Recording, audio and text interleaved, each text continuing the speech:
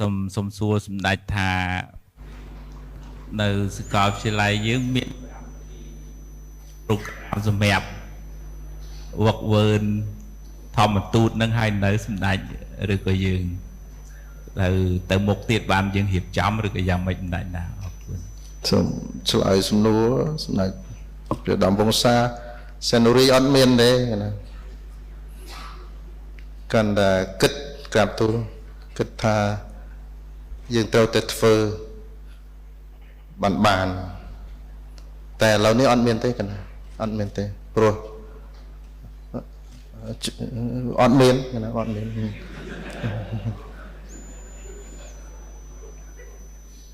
តែប្រសិនជាដំណើរល្អទៀតកណាគិតថាត្រូវតែមានឃើញប្រសងក្មេងៗយើងចេះដឹងច្រើនកណាចាស់ហើយធម្មទូតនេះត្រូវធ្វើជាពីរភាសាជាខ្មែរនិងជាភាសាអង់គ្លេសឥឡូវនេះណាប្រដេចប្រគុណមានមន្ត្រីសង្ឃក្មេងៗយើងនិយាយភាសាបាលីនៅលើឆាកអន្តរជាតិបានណាទេព្រះបណ្ឌិតសែមជុនលីថ្លែងជាបាលីហ្មងនៅក្រៅស្រុកគេស្គាល់សែមជុនលីបណ្ឌិតសែមជុនលីច្រើនជាងក្នុងស្រុកយើងមានទេមានប្រឡូកទេវាពេចមកហើយតើអត់រក្សាប្រឡូកនឹងបាត់ទៅអានឹងស្ដាយកណាអត់មានទេសម្ដេចព្រះដំវង្សាកណាប៉ុន្តែនឹងព្យាយាមកណានឹងប្រឹងឲ្យទៅសម្ដេចធំលោកឲ្យពួរមកនឹងទៅមុខរួចហើយក្នុងចិត្តខ្ញុំកណាថាមកដល់ពេលនេះយើងមានធនធានប្រសង់អាចបណ្ដោះធម្មទូតបានតែទូលប្រគេនឲ្យត្រង់យើងខ្វះថវិកាខ្វះលុយខ្វះបច្ច័យគឺបញ្ហាហ្នឹងកណាហើយឥឡូវនេះបើសិនជាចាប់ផ្ដើមកម្មវិធីបណ្ដោះតន់ពូជដែលត្រូវដោះនេះអាចតបានតែបើមួយចំនួននេះបើសិនជាបែកខ្ចីគ្នាទៀតត្រូវកសាងយ៉ាងទាបបំផុត20ឆ្នាំទៅ30ឆ្នាំទៀតបានកណាអាចមើលឃើញហើយអាចរៀបធម្មទូតនេះបាន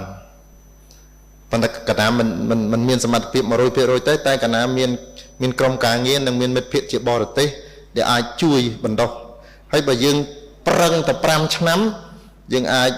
ប្រសងយើងដែលនេះនឹងអាចធ្វើជាគ្រូមង្គលបានមិនចាំបាច់ពឹងគេទៀតទេកណាម្ចាស់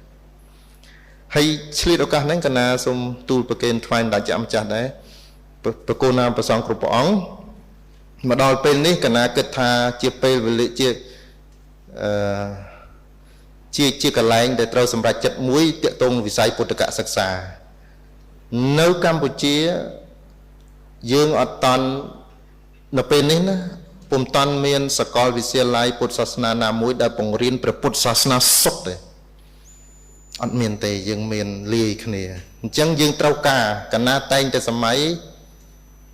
យើងមានពុទ្ធិកសាកលវិទ្យាល័យមួយដែលបង្រៀនតែសាសនាសុទ្ធហ្មងប្រសូតវិន័យអភិធម្មធម្មទូតតសាសនាសុទ្ធតែម្ដង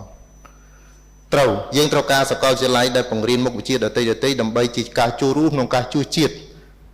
ទន្ទឹមនឹងនោះយើងត្រូវមានសាកលវិទ្យាល័យមួយគឺរៀនតែធម៌តែម្ដងបានបើអត់អញ្ចឹងទេយើងអត់ជ្រៅទេកណាយើងអត់ជ្រៅទេលោកគ្រូថ្ងៃមុនខ្ញុំកណាទៅប្រទេសអ៊ីតាលីមានសាកលវិទ្យាល័យមួយឈ្មោះថា Gregoriana កន្លែងបង្រៀនកណាចេះតែឆ្ងល់ថាទេចុះអ្នកកាន់សាសនាយេស៊ូនេះមិនបានលះបង់